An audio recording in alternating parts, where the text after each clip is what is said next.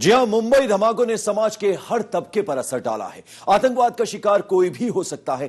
5 star hotel में बैठा एक अमीर आदमी या फिर झोपड़पट्टी में रहने वाला एक गरीब या मोहताज इंसान। बॉलीवुड के बादशाह शाहरुख खान को भी आतंकवाद से डर लगने लगा है। आतंक के खिलाफ शाहरुख जमकर बोले। हमारे कार्यक्रम हॉट सीट पर editor in chief Rajdeep Sardesai के साथ बातचीत में शाहरुख ने आतंकवाद, इस्लाम और देश की फिक्र पर कई अहम बातें, कई जरूरी बातें कही।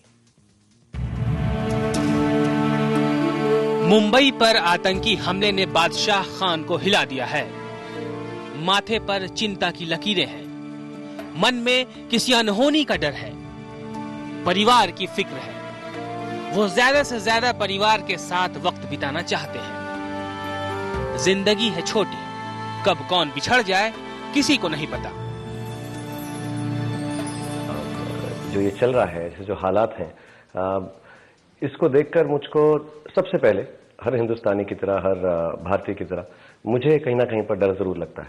लेकिन उस डर के साथ अपने बच्चों के लिए लगता है, अपने फैमिली के लिए लगता है। और मुझे कभी कभी ऐसा महसूस होता है कि जितना भी वक्त मिले, जितना भी समय मिले, वो अपने प्यार करने वालों के साथ बिता सकूं। ऑफ कोर्स अब थोड़े दिन में क्या होने लगा है, साल 1-2 साल पहले से, कि मुझे मेरे प्यार करने वाले जो हैं वो ज्यादा सर्कल बढ़ता जा रहा है।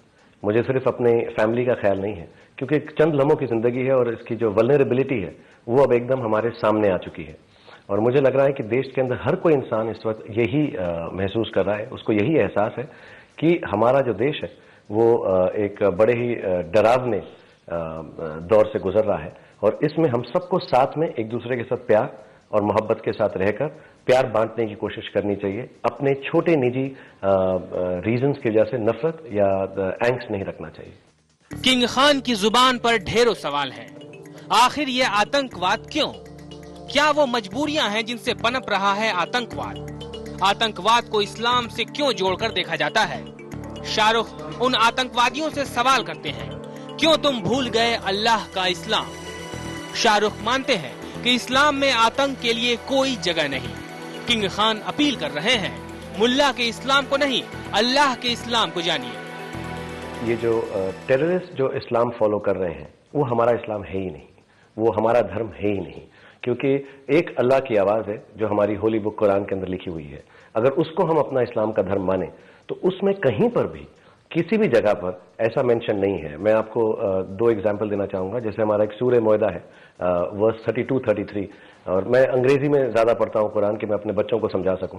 उसमें बहुत क्लियरली लिखा हुआ है कि अगर आप मेरे एक इंसान को, मुसलमान को नहीं, हिंदू को नहीं, मेरे एक इंसान को हील करते हैं तो आप मेरी पूरी मैनकाइंड को हील करते हैं।